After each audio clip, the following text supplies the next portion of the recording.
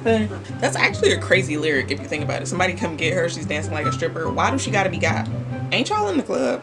Hey, we all know I have consistency issues, and that's fine. We don't really need to unpack that right now. I would like to say though, right, over the past couple of years, between that last video and this one, I was living in one city, and then I fell in love, and I moved to another city.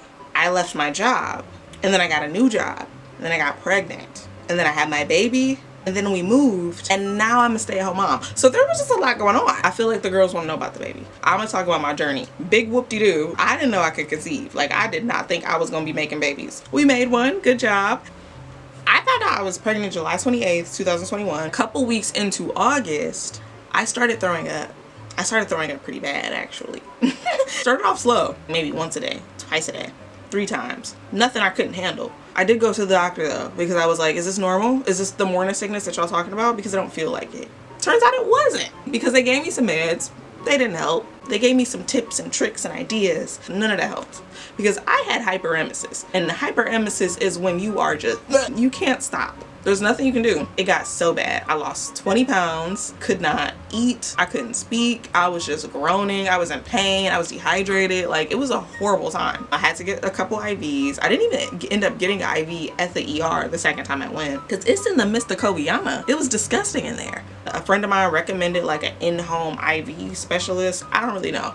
She gave me an IV. We watched Life Swap. Did I stop throwing up? No, but I wasn't dehydrated. The hyperemesis, it lasted until maybe sometime in November. So I wasn't throwing up 15 times a day anymore. I was throwing up maybe 3. It just got more manageable, because it would literally be like I would wake up and then I would throw up, and then I could just vibe for the rest of the day. After I got the vomiting under control, it was other stuff. I was just in pain, and I couldn't stop peeing, and I was moody, and I had headaches, and then I had COVID. Having COVID and being pregnant is just, that is how we should treat war criminals. If you can give them the symptoms of a pregnancy and Coviana at the same time, that would get them to confess whatever you needed them to. I also had a doula.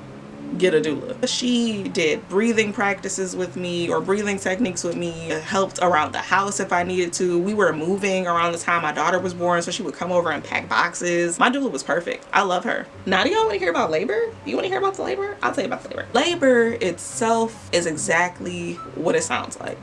A job. I went into labor the 29th of March around 6:30. That's when my contractions started. And then about an hour or two later, I was still kind of having them. So I was like, you know what? Let me go lay next to my boyfriend in case something pop off, because I feel like something is about to pop off. By 9:30, I'm still having contractions. 45 seconds long, and they're about 2 minutes apart. So I was like, and I had a contraction app at the time, so I was like documenting the whole thing. And I sent a screenshot to my doula around midnight because the contractions were still happening. She called me and she's like, Zarina, you're in labor. I guess so, huh? If you've had periods before and you've had cramps, you can probably handle the early contraction. Because I was still cleaning, I was eating snacks, I was still bouncing on my pregnancy ball. It was fine. And then, did labor tell me something? She thought I wasn't scared, so she turned it up a notch.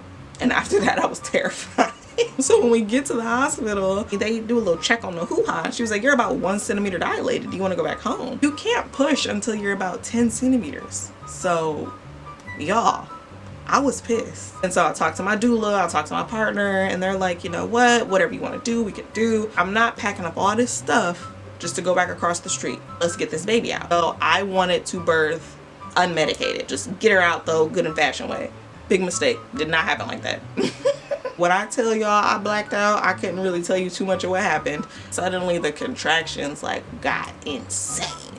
I was no longer speaking. At first, they put me in the shower. I got the hot water just directly on my stomach. I threw up in the shower. So that's happening again. I lay in bed. I'm doing all sorts of birthing positions that I did with my doula. Like, we doing them, I'm groaning, I'm grabbing people's hands, I'm screaming, crying for an epidural because I'm like, I can't do this. Mind you, I was in that ABC unit from about 1 in the morning to about 7 in the morning. 6-7 hours. I'm groaning, screaming, and I don't know what's going on. I had no concept of time in there. I just knew I needed it to stop, and it couldn't. I got the epidural, took a nap, woke up, and I was like, I'm back. I'm making jokes. The epidural started to wear off at around 4-ish. It wasn't so bad that I wanted to cry again. I was just aware. And they were like, okay, cool, your baby's about to come. And I was like, okay, well, let's get her out. We got them legs up. I'm ready to shoot. I pushed for about 15 minutes. I didn't tear at all. Delivery was way easier than labor. They say listen to your body, and listening to your body had never been easier than when I was actually pushing her out. Pushed that baby out. I cried, he cried, we cried. She was on my chest, and it was over. That is what that looked like. It's a full-time job. Be nice to pregnant people. Maybe I'll do it again. Maybe I won't. I don't know, girl. That's all, folks. I'm about to go grab my baby.